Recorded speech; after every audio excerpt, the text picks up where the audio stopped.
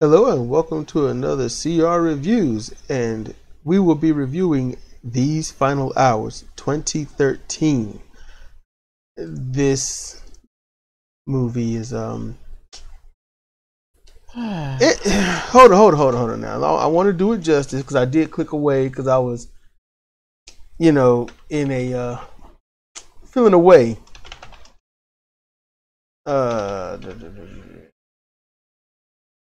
Let's see, I was feeling a certain way. Okay. These Final Hours is a 2013 Australian sci-fi apocalyptic thriller film. It was selected to be screened as part of the director's fortnight section in the 2014 Cannes Film Festival. Cannes. Okay. Cannes? Yeah. Okay, I think Cannes would have one in. Okay. My last name's Kennedy, not Kennedy. Or is Cannes? Oh no, you done spoke. It is what it is. It is what it is. Don't be taking it back now. Don't be trying to correct yourself. You know, correcting me, it's over. You're gonna have to just deal with that. It's over. So, okay. Canes with two N's. That's what we're gonna deal with. Alright. Alright, so the plot is very long, but it's all like the plot takes place in Perth and begins 10 minutes after an asteroid has collided with Earth in the North Atlantic, leaving approximately 12 hours until the subsequent global firestorm reaches Western Australia. I'm just not understanding the mechanics. Now, look. Here, Firestorm. Okay, so let me tell y'all what this movie was really about. It's a dude that's trying to find a way to cope while everything around him dies. It is and here's I'm gonna go over the parts that really drew me in. Okay. So you got a dude, he's got this woman, he's got women problems because in all movies you got to have women problems. I don't know why. No woman has man problems, and if she does, he forgives her because, reasons. Like always, just like in Always, the woman forgives the man, but not without screaming, yelling, and beating his ass a little bit. Mm-hmm. The man just sits there and does wrong and takes a beating. And the woman will do wrong and then whoop his ass, and then they make up, and then it's it's good love. Okay, so this is primarily about a guy that he saves a little girl, and it takes him on multiple wild rides, but they're not exactly interesting rides as you would think. Just more like, what? You'll be stuck with, that's where you'll be stuck the whole movie. What? And there's a little, okay, I don't want to spoil everything in the movie. I just want to spoil the movie. Okay. Okay, I don't want to tell all the little nooks and crannies of things like that because I want to leave a little something for people to want to see if they want to see it. But this movie, the whole premise is what? It's an asteroid that slammed into the Atlantic somewhere. It's at North Atlantic. North Atlantic, so that could be any. And the first place wiped out was what, Europe? Western Europe. Western Europe. Okay, so that'd be over where Britain and shit is. Okay. Now, the asteroid came in it was over Australia. All right. As much over it, don't know. It could have been a ways away, pretty damn big and slowly breaking up. So that went from the south end of the planet, going on gyroscopes and whatnot, south end of the planet to the north and slammed in So that means the firestorm should have went north by northwest or directly north and quote unquote circled the planet that way. Okay. Nonetheless, I'm like, what could be happening? Because if it slams into the planet, it should be hit hard. It should be ejector that goes into orbit if the asteroid is big enough and the impact is strong enough, that goes into a short orbit before crashing back down due to gravitational pull. That's what should happen. In addition, what should have happened if the asteroid impact was big enough, whether it's, ocean or not, there should have been a shock wave that would envelop the planet at least once. That didn't happen. The ejector, well, that could take 2 or 3 days, maybe even a week or 3 before that falls back down. It could happen quickly. All right, fine. It's going to take 12 hours for the end to come. Now, this is where I have a problem. Because of everything that happened and all the crap that this guy had to see and hold in, what is amazing is the one part that, because we were like, man, I don't know about this movie. And then dude his rock was gone. Yeah. And he broke down crying. He started ugly crying. Yeah, and trying to pull it together. And like she was about to say, while driving. And she said, you can't ugly cry and drive. You can't. You and ugly crying, he deserves more. He went through a lot. Yeah. He saw a lot. I wouldn't recommend it. Would not recommend it. So he gets back to where it all started. And I'm like, what the hell is coming then? It's not ejector. It's not a shock wave or a blast wave.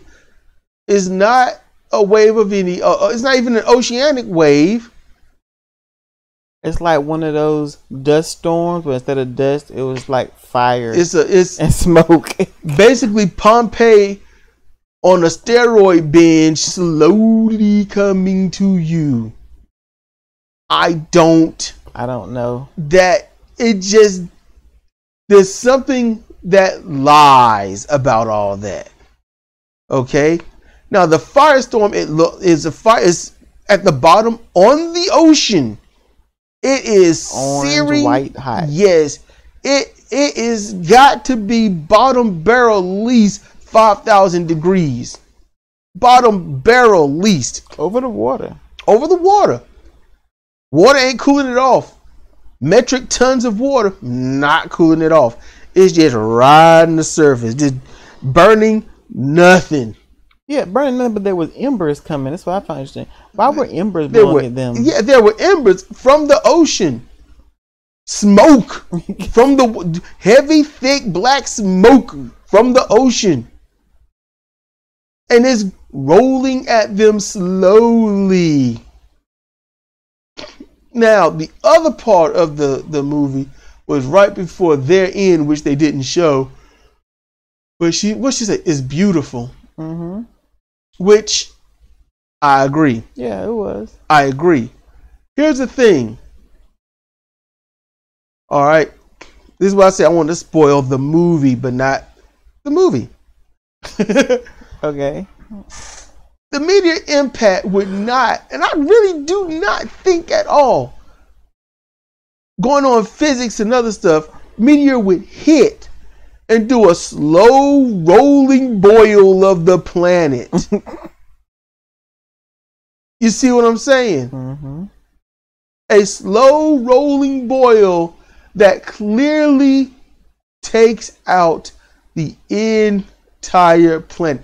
The entire planet is going to be ablaze in what they use to melt and singe and form clay pottery. I'm like, and how big was this damn This wasn't no meteor. This was like, half the moon or something. Hold up.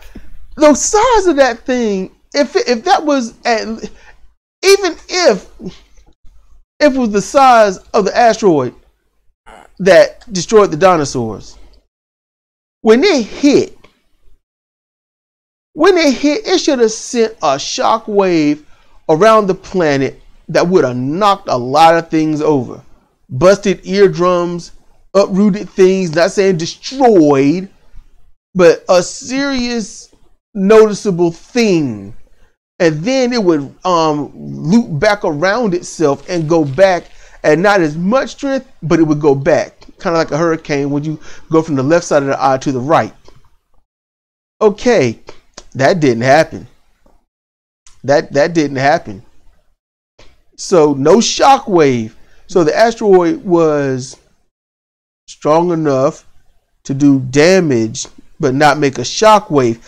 Doesn't make a shock wave that can reach him, but a firestorm that slowly eats the whole planet. Going on radio rhetoric. And during the movie, the radio rhetoric lets you know the progress of everything that's going on. Yeah, Radio Man was the narrator. And he did a good job. Made you feel solemn. And the movie has a strong premise of, damn man, what would you do? Like, how would you respond? How would you act? That's where the movie did a great job at that. The thing is, it didn't do a job at all of explaining how and why. Even if you can't get out the path of this firestorm, how is it that it cannot leave a shock wave to be reported, but yet a slow moving tortoise of a firestorm? 12 hours. It took 12 hours to get there. It took 12 hours to get there. 12 hours. Just cross oceans on fire. When volcanoes do that, there's usually lava. And when it's fast moving, that lava can stretch right across the ocean because the steam, that quick evaporating steam, adds cushion that allows it to glide right on top of the water. But when Krakatoa went off, didn't it send shockwaves around the planet like twice? Krakatoa exploded. Supposedly, they say it did. Yeah. Back when it did. That was before our time. Oh, yeah, of course. But we don't know if they were sensationalizing it or if that's what actually happened. But those eruptions, yes, they can be they can be at that level. Yes. Yes. So, So if a volcano can send a shockwave around the planet, I would think a 10 to 25,000 mile per hour asteroid slamming into the planet would definitely do it. Yeah, I would say so. And if it hit the water, it shouldn't have been a firestorm. Shouldn't have been. Now, unless it was shallow, but no one's to report that. They didn't do graphics to show you what it looked like, because then it would make no sense. Because then you would say, wait a minute, you mean the asteroid is probably the size of a small city, but did the damage as if it was like 12 miles long. That's, and in the movie, I'm going to say it's one of those movies, if the asteroid was done correctly, and then they showed the graphics and showed all this and how it was happening and explained it, and they're trying to stop it, but obviously you can't. I'm just saying you could have seen what was going on, and it didn't do that. It failed. It failed to show what's going on. There was a movie I watched when I was a kid. When I was a kid, you very impatient. I'm going to see everything now. I need my instant gratification. I watched this movie, and this will be about a large creature. Large dinosaur-like creature. And I waited so long. It felt like 5 and 6 hours to see. I wanted to see this creature. I wanted to see the United States citizens fight this creature to death. And then we win in the end. with that which has always saddened me, because I'm like, these creatures should just destroy everybody. It just seems to make sense. You know, you're not prepared for it. The creature's like, this is my domain. I just gobble you all up, you know. Sorry about your damn luck. And and that creature, you know what they did? They never showed that whole creature. No. They showed from the camera view from inside the creature's mouth. You got to see these weirdly fake teeth, you know, looking down at people, and the person running away. And although this monster is supposed to be probably some 50 or 60 feet high, it seemed like the person was just 10 feet away.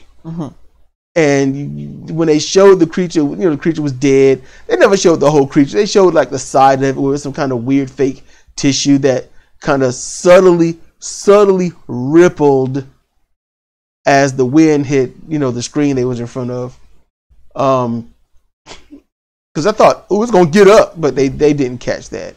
So that was it. You know, a guy seeing a soldier from inside the creature's mouth, and then a tarp used as the creature's skin. That's what this movie was. Where did the asteroid hit? What did the damage look like? Did it show stuff blast into the sky? Did it show that there are things fueling this firestorm? You know, nothing. The speed of the land, the mountains, the speed of everything. It should have killed the momentum of the firestorm. You know, yeah, it can glide over water because of that compressed steam, but that gives out after a bit. Ocean currents, waves, you know, winds that challenge it. Plus, what is it burning on the water that it got this black smoke coming from? And all these embers blowing. Embers blowing. It was pretty embers though. Yeah. Blowing off the nothing. Yep. And a little girl got drugged. Yeah, she got drugged. She got drugged. So, honestly, I would say don't waste your time with this movie. I would agree. But if you want to, the name of it is These Final Hours, 2013. Find it where you can, how you can. It's on YouTube. Yeah, it's on YouTube for free. Yawning. I hope I'm not getting sleepy. I want to try to find a movie that we're gonna like. I might have found one, but cool. It all depends on whether or not we have to read. Man, I'm telling you, I ain't in the mood. I do not feel like reading subtitles and then saying, "Wait, back that up. What was that? What was that?" Yawn. What was that? What? What? The action might be enough to keep you interested, though. The what? Action. Fuck that. Then just don't speak. Just give me action. You know, it's like porn. I don't need all the goddamn setup. Just get in and do it. Just do it. Don't do the foreplay. Don't do the setup. I didn't watch this for setup and foreplay, and I sure shit didn't need the goddamn dude coming in and talking like y'all are actually professionals needing somebody to work on your kitchen. I mean, good grief, right? So get to it. I don't need all the subtitles, man. What's the name of the movie that you got in question? Tidal Wave. Ain't we seen that? I don't think so. Man. And what is it like? Is it Korean? Yep. Damn, they do good movies. Uh-huh. Damn. Uh-huh. Oh! That's why I'm wrapped up in Korean dramedies, man. You made me want to slam my transformer on this damn table, man. Be careful, his head might fall off. It's only the size of a pinky nail. It's like saying you just found the lover of your life and they will be everything that you will ever need and ever want, but you must lose your right leg. Wait, what?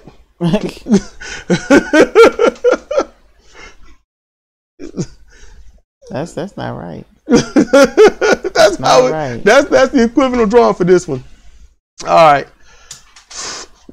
So if you want to see it, you want to see it. These Final Hours, 2013. if you want to see an adventure of drama, what people are going through in these final hours, then it's perfect. There's a whole lot of stupid shit in this movie. No.